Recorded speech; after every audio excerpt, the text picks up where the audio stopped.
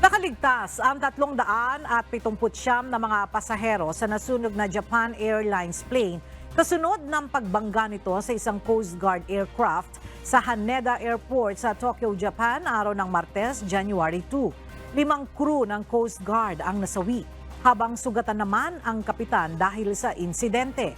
Nagliyab ang apoy sa JAL Airbus A350 airliner habang padausdos sa tarmac.